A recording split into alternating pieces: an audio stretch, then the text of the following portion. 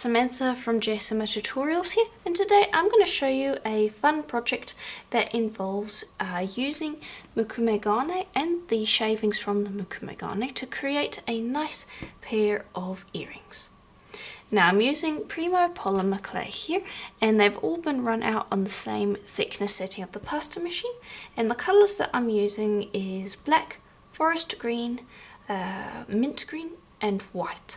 And I'm just using a Skinner Blend triangle cutter, link in the description below, to create my Skinner Blend. And this is just a nice, quick, easy way to cut out those triangles. You could cut them out by hand as well if you wanted to. Right, and then just lift away all of that excess clay, and you can place that back with their original colours. There we go. Alright. And then to create the Skinner Blend, you're just going to want to lift up each triangle.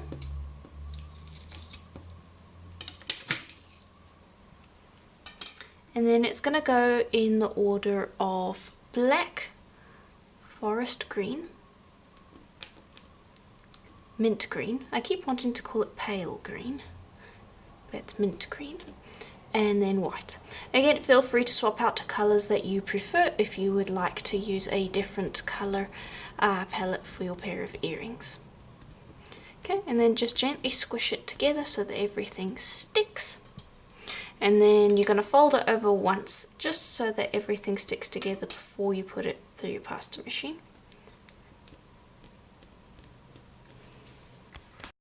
Okay, and I've just got it on the thickest setting of my machine, and you're just going to roll that through, and preferably your pasta machine won't move. There we go. Roll it through, fold, and then just pinch each of these ends to get those overhangs. Roll again, and then you're just going to repeat that process over and over again until your clay starts to blend through. And it will be the same kind of roll every time. And you can see already that that's starting to blend out.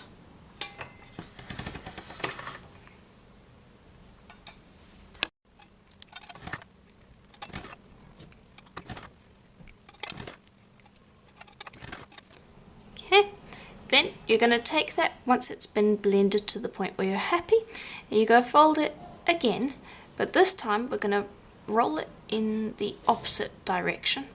I'm just tidying up these edges. Okay, and you're going to roll it through like so.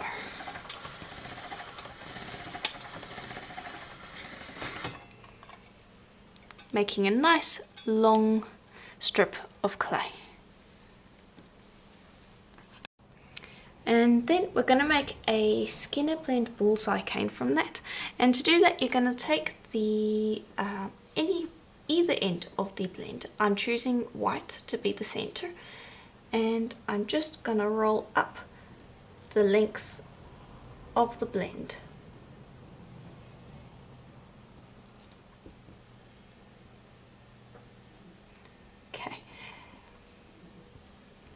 And there you go, you've got yourself a Skinner Blend bullseye cane. And you just want to sit and press on that a little bit.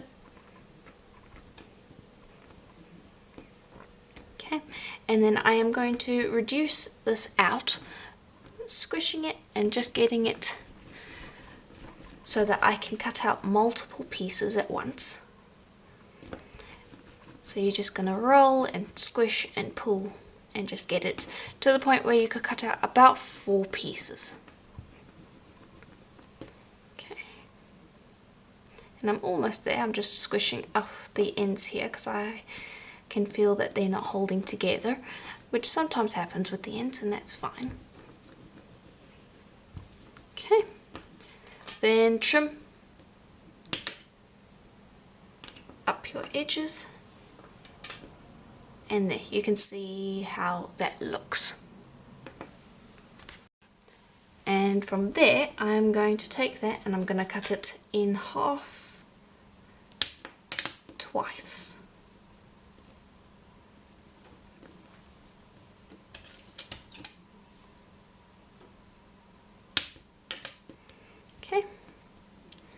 and just place those pieces together, give them a squish. Okay, then I'm going to bring over a piece of copper, which has been rolled out on the thinnest setting of my pasta machine. And I'm just going to place that over the top, then flip and trim away the extra clay.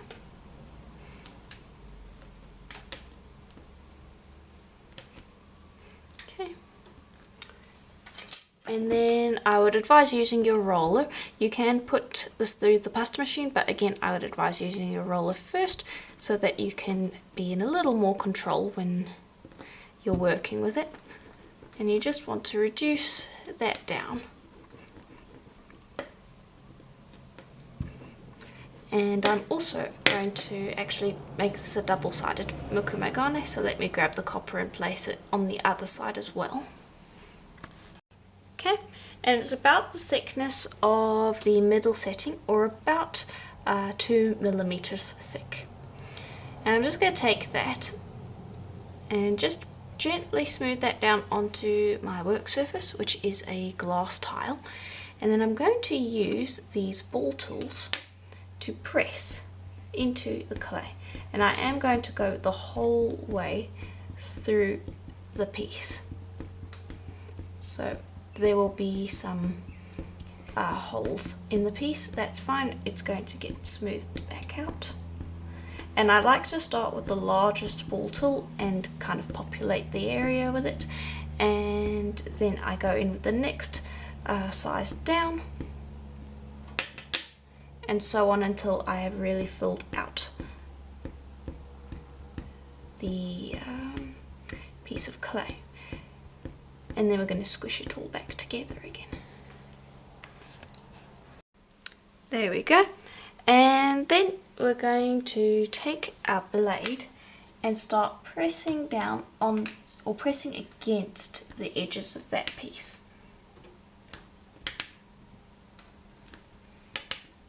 To kind of bring it back to size.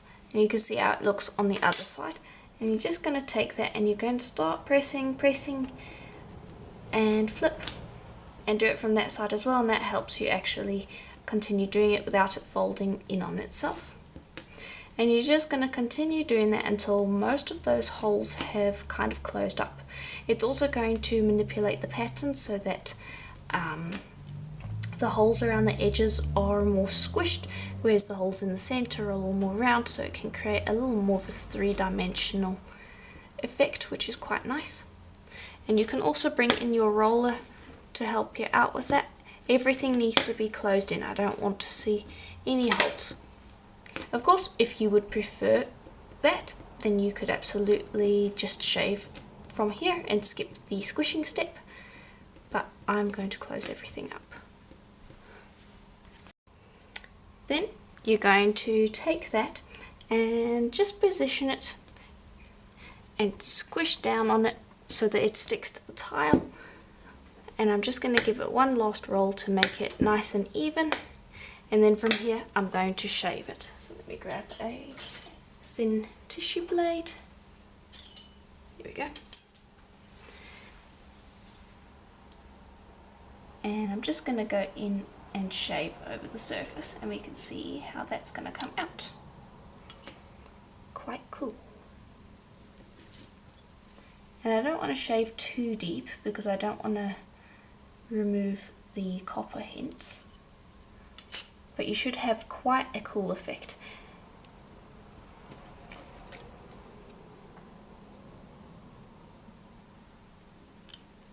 But yeah, this would look quite nice in purple. I have done it in purple before and it really turned out quite nicely, but feel free to use any colours you want in this. It'll work well. Also, if you don't like the ball tool texture, you can also swap it out for any texture stamp that you want. Just make sure that it's a nice deep texture stamp. That's the only real requirement. Alright, and that should just about do. I don't want to overdo it. I want to kind of keep the randomness of it. Just pick that up. and show you how that looks.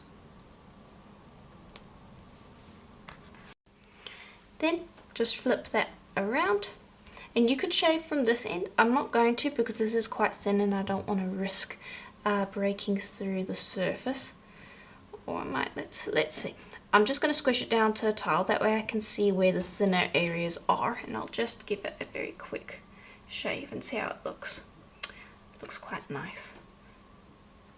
I'm just going to be very gentle because I don't want to break through the surface. And the side's going to look a little different because the ball tools were pushed through from the other side, so you're going to have a little bit of a different pattern. But I'm not going to overdo it because I am going to end up breaking through, but that is something that you can keep in mind.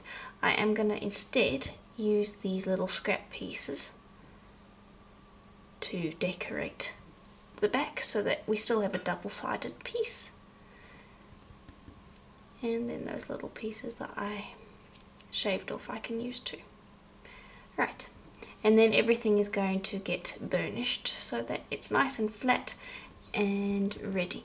There's one more thing that we're going to make, and that's some microfill pieces for the top part of our earring. But first, to burnish a piece, you're just going to grab a piece of plain printing paper, and I'm just going to roll over the surface. I'm okay with stretching the pattern a little bit. If you don't want to stretch the pattern, take your roller instead and roll it like so. That will stretch the pattern a lot less. Okay, but the whole point is to just get it relatively flat and smooth, and to stick all the pieces down, and if there are any other gaps in the veneer, this will smooth it out. There we go. Now I'm just going to pick that up, and there you can see. I quite like both sides, honestly. They both look really nice. So glad this is a double-sided piece. And for the top piece, you're going to want a piece of copper clay rolled out on the thick setting of your pasta machine. Bring over your ball tools again, and you're just going to do the same thing as you did last time, where you go and really press those ball tools down into the pattern. And I would advise using the ball tools for this one. I find the most success with this pattern when it comes to the technique that I'm going to show you. But you can use other patterns. Mostly pebble patterns work very well. Any kind of cell patterns, I guess, is the best way to put it.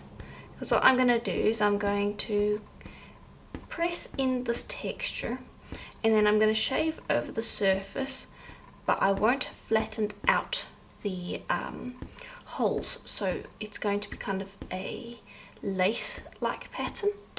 And so you want a pattern that is going to hold itself together when you do that, and a lot of patterns don't do that. So just bear that in mind when you do choose a texture if you don't want to use the ball tools. And yeah, and you also want to really make the pattern busy.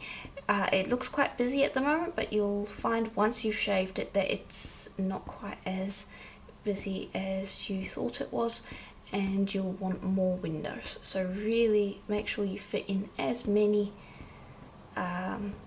points of texture as you can. And that should work. Then you're going to grab your flexible blade again, and you want to take a nice big shave off of this. Try to keep it in one piece when you do it.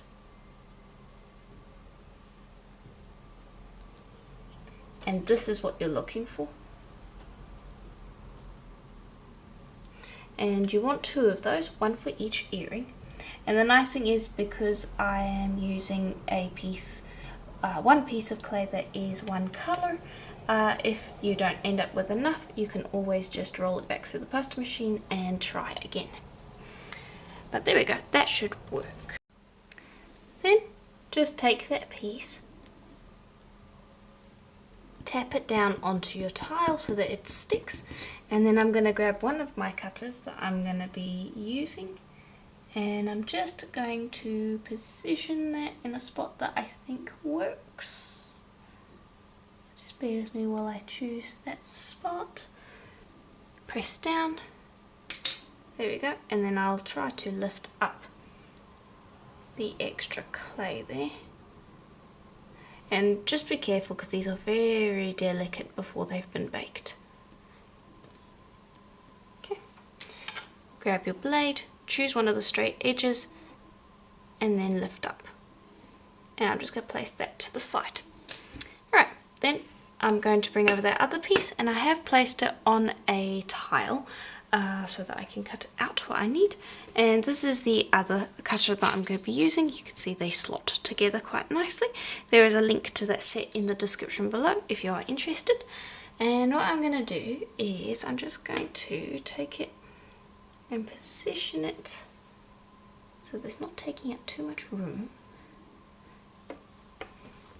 Press down and just make sure you get a good cut. Okay, and then lift up, and then I'm going to rotate, and I will cut on the other side as well, and then you'll have 2 earrings. Again, making sure that I have a good cut, and lift.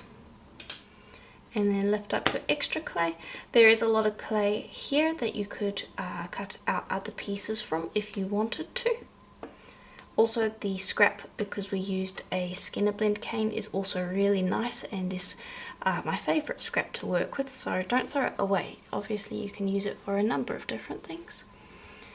And then let me just bring over these pieces. They can just sit over here and they can bake with these pieces, and those are going to go into the oven for about 40 minutes at Primo's recommended temperature.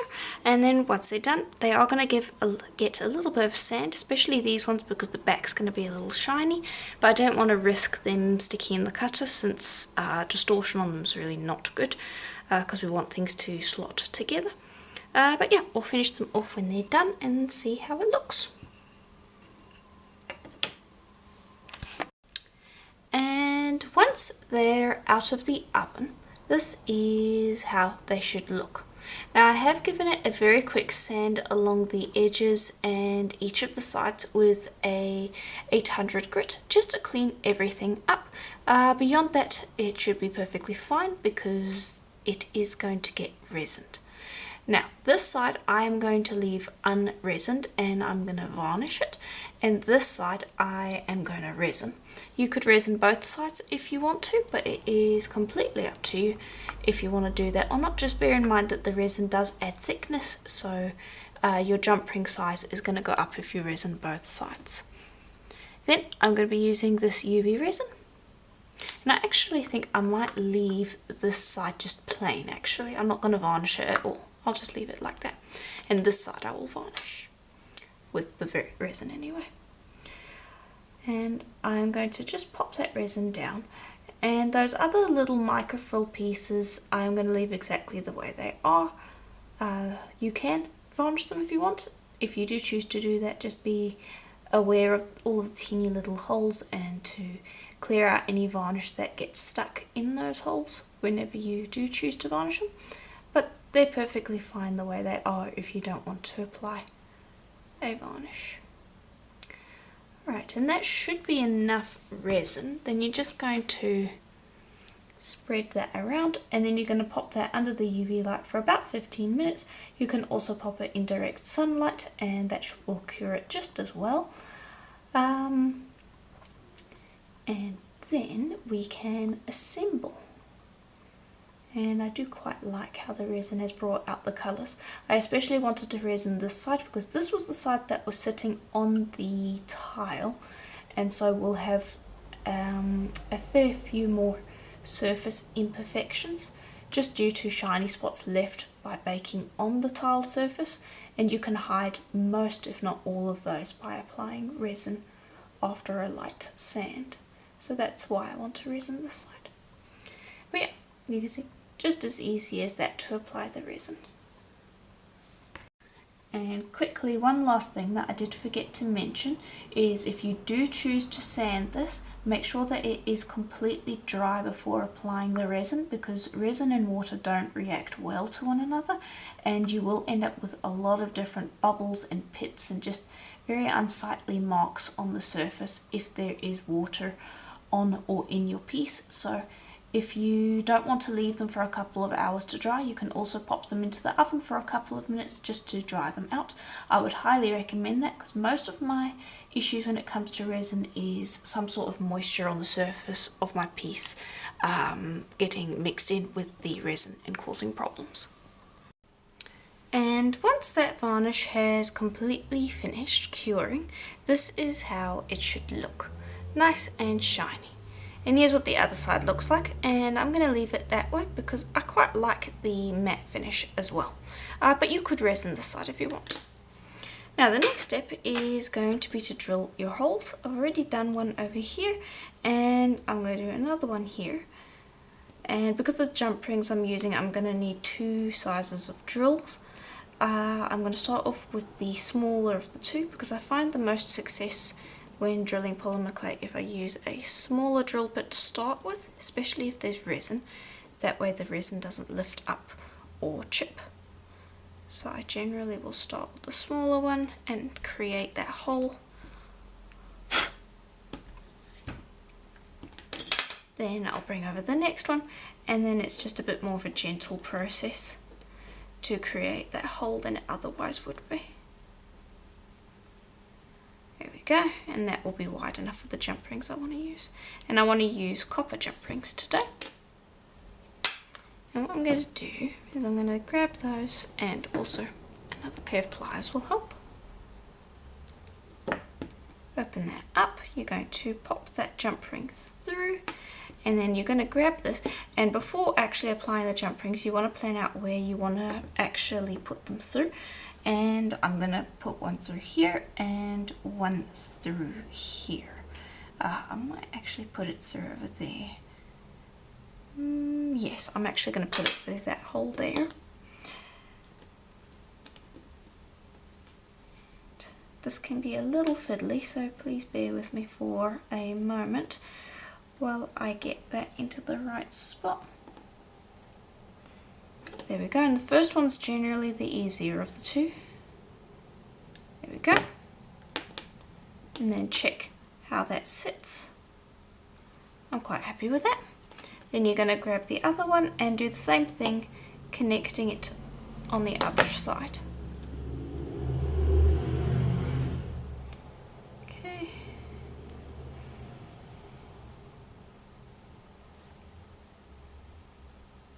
Go. And again, just grab that and close. And that should sit comfortably between the 2. If I hold it up, then it sits nice and comfortable, which is the way that it's going to sit when you wear it. Just sitting idly, it likes to slip underneath, but when you actually put some pressure on it and hold it the way you would with an earring, then it sits correctly in place. And then I'm going to pop the jump ring through that little hole over there, because that's pretty much in the center. If you don't have a hole in the center, you can always drill one as well.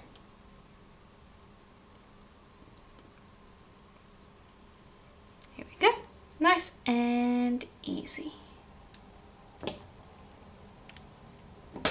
And there we go, that's the earring. Pretty easy and quite an effective design, I think. And here's how it looks on the other side, so it's completely double-sided. And I have of course done the other one. Let me bring that little guy over. And yeah, there we go. And that is just about it for today's tutorial. Let me know what you thought in the comments below. If you liked the video, please do consider leaving a like and subscribing.